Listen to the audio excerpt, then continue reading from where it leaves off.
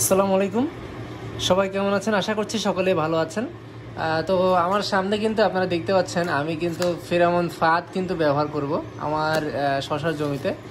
আপনারা কিন্তু বেগুন, শশা, করলা, ফল ছিদ্রকারী যে সকল সবজি আছে সেই সকল সবজির গাছে যে ফল ছিদ্রকারী পোকাগুলো যে আক্রমণ করে সেই পোকার আক্রমণ থেকে বাঁচতে কিন্তু এটাও ব্যবহার করতে হবে, প্লাস ওষুধও ব্যবহার করতে হবে। তাহলে কিন্তু আপনাদের জমিতে অনেকটা ফসল কিন্তু রক্ষা পাবে।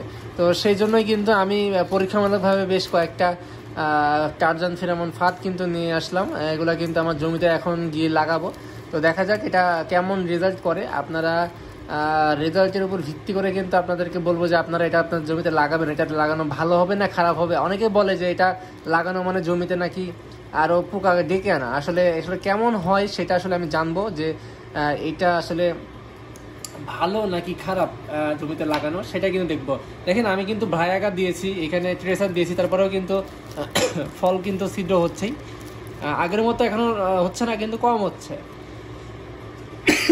এই জন্য কিন্তু আমি চাচ্ছিলাম যে দেখতে যে আসলে এটা কেমন হয়। তো এটা কিন্তু এখন জাস্ট এরকম করে ছিটতে হবে, ছিঁড়ে কিন্তু এগুলোর মধ্যে কিন্তু সেট করে দিতে হবে। আপনাদেরকে সেট করে জমিতে দেখানো সেটাও কিন্তু আপনাদেরকে দেখাবো। তো চলুন এখন জমিতে যাই।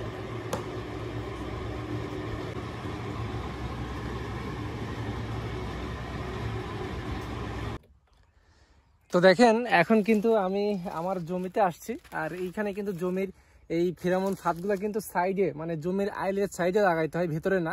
তো দেখেন আমি কিন্তু এখন সাইডে আমি লাগিয়ে দেবো একটা। তো দেখেন আসলে সবগুলোতে দেখানো সম্ভব নয়, যেহেতু ভিডিও বড় হয়ে যাবে। তো আপনাদের উদ্দেশ্যে আমি একটি ফেরামন ফাঁদ কিন্তু আমি এখন আপনাদেরকে লাগিয়ে দেখাবো এটা কিভাবে লাগাতে হয়। এটা আসলে খুবই একটা সিম্পল ব্যাপার এটা লাগানো। তো দেখেন এটা আসলে লাগাতে আপনাদের তেমন কিছু করা লাগবে না, জাস্ট এটা একটু ছিঁড়ে নেবেন। এটা ছিঁড়ে নিলেই মোটামুটি এটা হয়ে যাবে। এখানে আমার ছুরি রাখা আছে।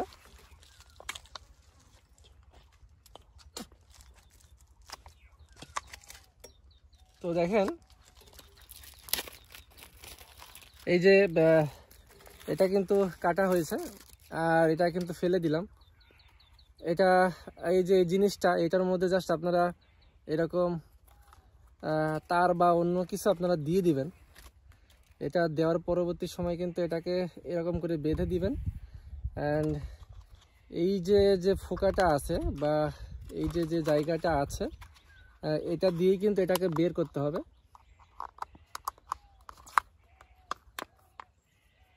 তাহলে কিন্তু এটাকে যে কোনো জায়গায় ঝুলিয়ে দেওয়া যাবে। তো দেখেন আমি এটাকে কিন্তু ঝুলিয়ে দেওয়ার ব্যবস্থা অলরেডি করে ফেলছি। তো এখন জাস্ট এইটাকে আমি জমির এই যে প্রান্ত আমার এইখানে দেখেন, এইখানে কিন্তু একদম ফাঁকা আছে, আমি এইখানে কিন্তু এটাকে লাগাবো। যেহেতু আমার জমির ভিতরে আমি লাগাবো না, আমি বাইরে এটা পরীক্ষামূলক লাগাচ্ছি যে এইখানে মাছি পোকাটা আসে কি না, শুধুমাত্র এইটা দেখার জন্য। তো আমার কিন্তু এটা একটা লাগানো শেষ, জাস্ট এটা আপনারা এইখানে আসলে লাগিয়ে দিবেন। এটা দেখেন লাগানো খুব কিন্তু ইজি একটা ব্যাপার।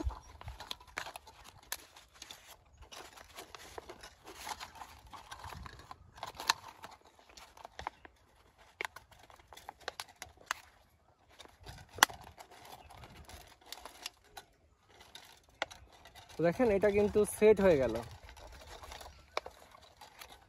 তো এটা এখন এখানেই থাকবে। আমি মূলত এটাকে বিকালের দিকে আসবো। বিকালে যে আসার পরে আমি এটাকে দেখবো যে আসলে এখানে কোনো মাছি পোকা আসলে পড়ছে কিনা। তো দেখেন এইভাবে কিন্তু আপনারা সেট করবেন, আর সেট করে কিন্তু একবারে জমির যে আয়াল বরাবর যেটা আর কি আপনার জমির সাইড এইখানে কিন্তু আপনারা লাগিয়ে দেবেন।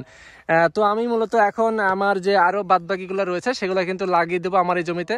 এই জমির শেষে এইদিকে আর একটা লাগাবো, এইদিকে লাগাবো, এইরকম করে মোটমাট আমি আমার এই পুরো জমিতে 10টা লাগাবো। এটা পরীক্ষামূলক আমি নিয়ে আসছি। তো দেখি এটার রেজাল্ট কেমন হয়। তো সকলে ভালো থাকবেন, সুস্থ থাকবেন। আসসালামু আলাইকুম।